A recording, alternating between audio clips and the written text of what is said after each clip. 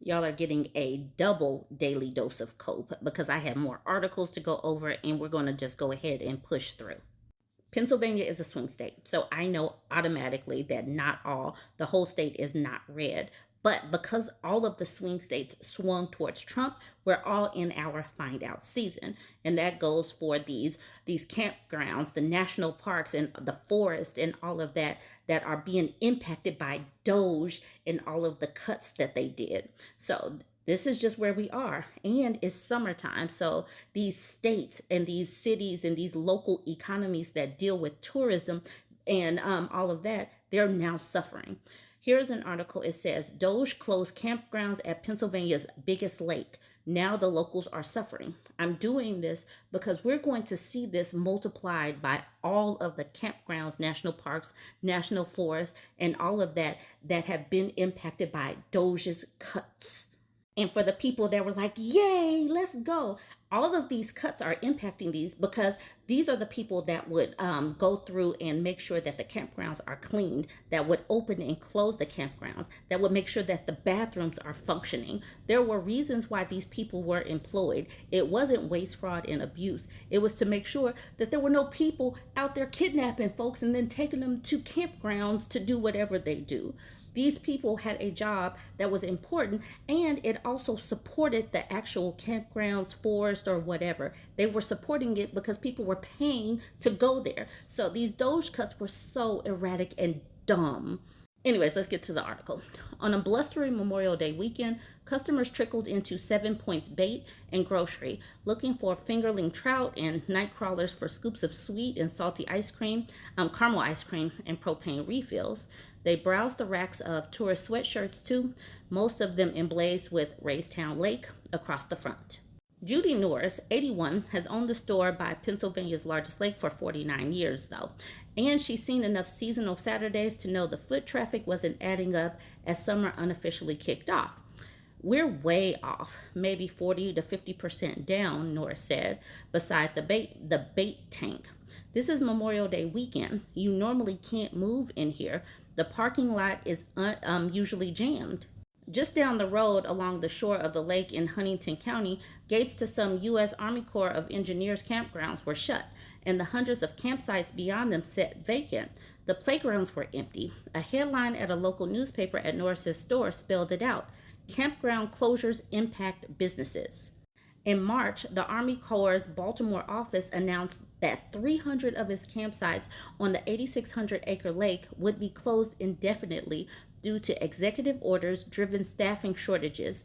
Those staffing shortages will require the Army Corps to focus on dam operations, flood protection, and emergency response readiness ahead of the 2025 season. Elon Musk's Department of Government Efficiency has targeted cutbacks at a slew of government agencies, including the Army Corps.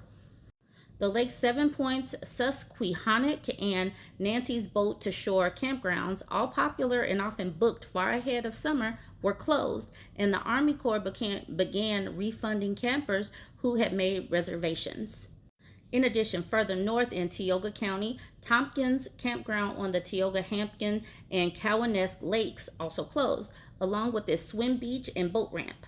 Tomkins has approximately 125 sites. Norris's business is seasonal, following the campground schedule, and she then hoped that the situation would be resolved before Memorial Day. She reached out to elected officials and the Army Corps to no avail. This affects the entire county, not just us.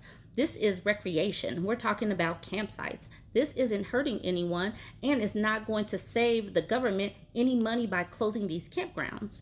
Norris said Raystown campsites make money for the Army Corps, and according to the agency's Value to the Nation report, visitors within 30 miles of the lake spent $62.7 million there in 2023.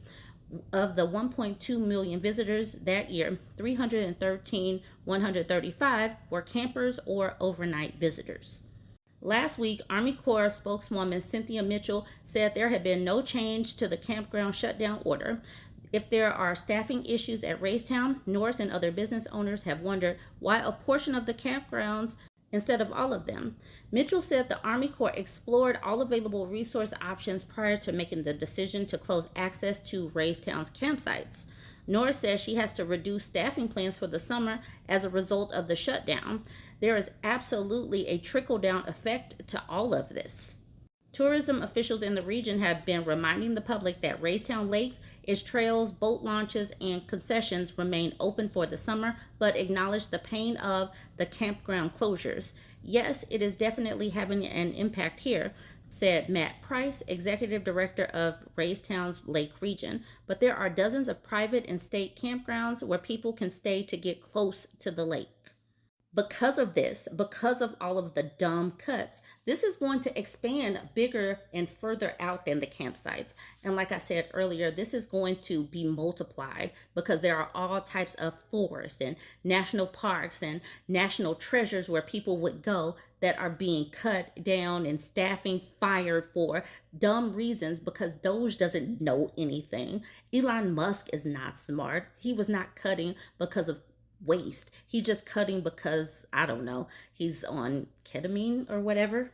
Now I want to remind us all that this is fascism. They do not believe in free speech. If you criticize what they are doing, even if you are MAGA, you're subject to be cut. So this article says OAN Pentagon reporter and self-styled MAGA Girl says she was fired for criticizing Pete Hegseth's press restrictions.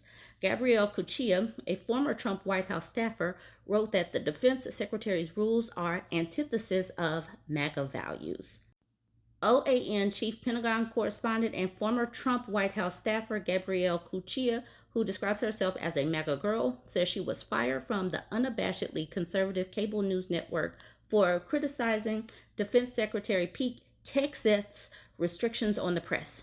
Cuccia was hired by OAN after the network took over NBC's former Pentagon workspace and soon raised concerns about the Defense Department's increasing limitations on journalists, including locked briefing room doors and a lack of former press briefings. If you want the best case study for the death of the MAGA movement, look no further than the Department of Defense, Cuccia wrote on her Substack. If there's any place where we should be asking questions, demanding transparency, and applying pressure, it's here. Not long after, she was seen clearing out her workspace and later confirmed her termination, which was first reported by CNN's reliable sources. Cuccia said the current restrictions are Cuccia called the current restrictions the antithesis of MAGA values. Yeah, right. These people want to control speech. They are, like, Trump is literally trying to blackball Harvard. This is what they do. Okay, I'm sorry. All right, so this is antithesis of MAGA values, which she describes as questioning government authority first and foremost. She's seeing firsthand that these people are not for transparency. Lord Jesus. And then finally, I want to speak about this undocumented immigrant who is beloved and now is making the ruby red place that she lives in like clutch their pearls that she's actually getting deported. So this article, and like I said, I've already talked about this, but I'm just reminding people where these people are getting, like, they are actually shocked that Trump is deporting folks. Like, why? This is what he said he was going to do. Trump arrest of immigrant triggers shock and regret in small MAGA town. The undocumented lady who goes by the name Carol has lived for 20 years in the town of Kennett, Missouri, after coming here from Hong Kong. She has been raising a family there and works as a waitress. And as the New York Times report in a piece featuring quotes from Carol and many locals, she's well liked in the community, but Carol was recently arrested and now faces potential deportation. This has shocked and dismayed many of the town residents, even though the area went overwhelmingly for Trump. They're like, we went for Trump. How are they going to deport Carol? They're going to deport Carol because this is what he said he was going to do. She's not white, but she's not a brown, but she's not white. She's not of any protected status. These people are crazy the way they are clutching at their pearls that he is doing what he said he was going to do. All right, y'all. Join the conversation. Let me know what you think. Don't forget to like, comment, and share.